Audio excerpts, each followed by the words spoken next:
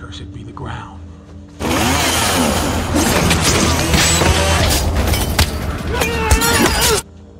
For our sake.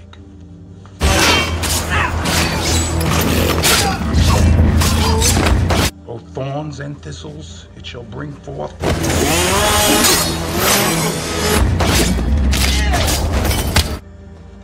For us.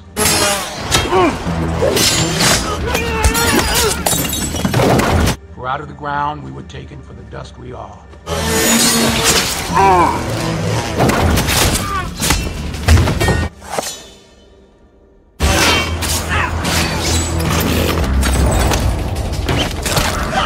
And to the dust we shall return.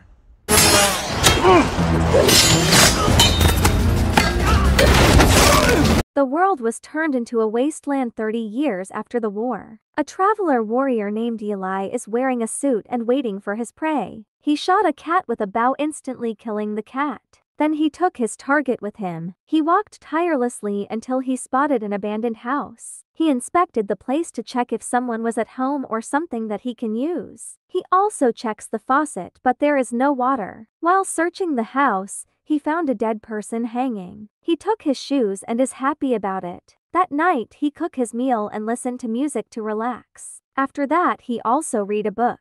The next morning, he noticed that the battery on his iPod is almost empty, then continue his travel. He walked to a lady asking for help. He knows that this is a trap. Smell hijackers a mile off. Several men show and tried to get his belongings. Eli refused. The leader of the pack touched him, but his hand was cut off. The men attacked Eli, and all of them perished. Eli took everything that he can use and then left to continue his journey. At the end of a destroyed highway overpass, he noticed a couple and they were attacked by a group of bikers. The bikers attacked and killed the couple and took their belongings. Eli did not want to interfere and continued his journey. Eli reached a town and enters a shop. He asked for his battery to be charged in exchange for some of his belongings. Just a customer, okay. He noticed that the bikers also arrived. Meanwhile, the mayor of the town named Carnegie is reading a book, and his right-hand man named Ridge told him that the bikers brought him books. Carnegie immediately asked Ridge to bring the books to him. The leader of the biker named Martz brought him books, but Carnegie said that the book he is looking is still not there. Martz also brought a shampoo, and that makes Carnegie happy. The bikers are rewarded because of that. Carnegie gives the shampoo to his blind partner named Claudia. Downstairs, Eli enters the bar and asks the bartender to exchange his cloth and gloves for water. A cat walks in front of Eli and snarls. He pushes it away. The bartender sends Solara out to get water. Outside, Ridge tries to make a move to Solara, but she asked him to move aside and fills Eli's water container. Martz approached Eli, taunting Eli for touching his cat. Murderer. Eli grabbed him and then knocks him down. The entire bikers attacks him, and all of the bikers were killed except for one. When Solara returns, she begs Eli to stop. Ridge, Carnegie, and his men arrived and stop Eli at gunpoint. Carnegie was amazed at Eli's fighting skills and also impressed when he found out that Eli can also read. He asks Eli to join him to control the town, but Eli has no interest in joining him and told him that he needs to go. Straight to the point.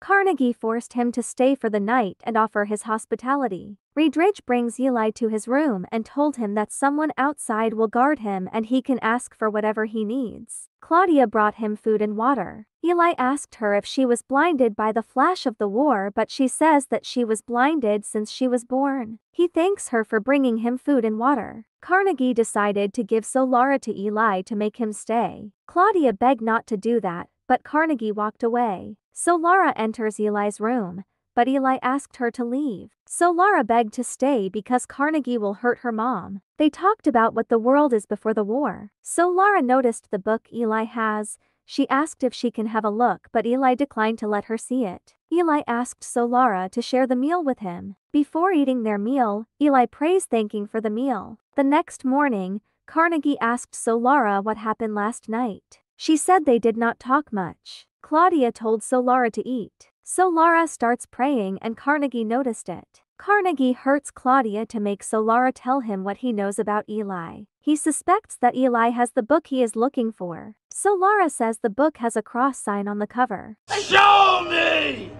Carnegie immediately calls Redridge to go with him to Eli's room, finding out that he is already gone. Redridge kills the man on duty. Across the street, Eli gathers his battery and then leaves. Outside, Carnegie and his men are waiting for Eli. Carnegie approached Eli, asked him to stay, and give him the book. Carnegie said that he need the book to control the town. Eli refused and walked away. I love this guy. Carnegie ordered Redridge and his men to shoot Eli. Eli killed most of Carnegie's men and shot Carnegie in the knee. Redridge sees that Eli is not afraid, so he let him leave. Solara followed Eli and offered that she can show him where to get water. After gathering water, Eli locked the door and leaves Solara inside. He said that the road is not safe for her. Carnegie get his leg treated by his doctor. Immediately told his men to move to get after Eli and then get the book. Redridge bargained that he wants Solara before helping. Carnegie accepts his term. While walking, Solara noticed a lady asking for help, not knowing that 2 other men is waiting. The men grabbed Solara and start beating her. The 2 men were shot by Eli's bow, helping Solara. Solara is so grateful to see Eli. Carnegie and his men are on the road looking for Eli. Redridge and Carnegie saw the 2 men who attacked Solara lying on the ground. Redridge says also noticed a piece of cloth that belongs to Solara. He said that they are not that far. One of the men suggests continuing the search as it will be dark soon. Eli and Solara stayed in an old nuclear plant for the night. Solara asked Eli to read her some from the book. Eli recite a bit, then put the book inside his bag. He also shares a story where he got the book and also the voice who told him to bring the book to the West. I will fear no evil. When Solara thinks Eli is asleep, she goes to take a look at the book in his bag. Eli stops her, saying that he is not sleeping, told her not to touch his bag and go to sleep. Carnegie and his men are tracking Eli. Eli and Solara found a house and then tried to enter it. Before entering the house, a trapdoor catches them. An old couple named Martha and George shows up saying they should not trespass. Eli apologizes, saying he did not see the sign. Martha shows mercy and then offers tea. George shows them a small cemetery for those who attack their house. Eli told Solara that they need to go. Her hands were shaking. Too much human meat. Let's go. He noticed that Martha is shaking, knowing that the couple are cannibals. As they leave, Carnegie and his men arrive in front of the house. Eli and Solara get back to the house to hide. George, ready to fight, pulls out an impressive gun collection. Carnegie, using a megaphone, told Eli to go out with Solara and the book. A small box was thrown outside. Redridge inspects the box and realizes that it is a bomb, then throws it away. Both parties start shooting, then Redridge pulls out an RPG and blows up the house, killing Martha. George, upset, starts killing some of the men but were also killed. Eli and Solara were caught and surrounded by the men. Carnegie threatens to kill Solara, telling Eli to give him the book. Redridge asked to surrender the book, and Eli told him where he hid the book. Ask and you shall receive. After retrieving the book, Carnegie shot Eli down and then left him on the ground. On the road, Redridge inspects Eli's machete. Solara suddenly attacked the driver, causing the truck to flip. Solara throws a grenade to destroy one of the trucks. The flip killed Redridge with a stab from Eli's machete. Solara escaped using the truck. Carnegie decided not to follow Solara because they don't have enough fuel to get her. Solara went back to the house to look for Eli, but he is no longer to be seen. At the road, Solara spotted Eli walking, took him, and they drive to the west. Inside the truck, Eli put a patch on his gun wound. Back to Carnegie, he found that the book is locked. A few moments later, both Eli and Solara arrived in San Francisco. They stopped at the end of the broken bridge. Eli found the place he is looking for. Carnegie told the engineer to open the book, while Eli and Solara took a boat to go to the island of Alcatraz. They took turns in rowing the boat until they got to the island. A soldier asked them about their business, and Eli told him that he has a King James Bible in his possession, and the guard let them in. Inside Alcatraz, Lombardi, the curator, told them that they collect books to start a new civilization but did not have a Bible. The engineer carefully opens the lock of the book. Carnegie is upset that the Bible is in Braille. Eli asked for a lot of paper. He memorized the Bible because he is reading it for 30 years. He told Lombardi to write down the exact word he is going to say. Eli starts reciting the words from the Bible. Let there be light.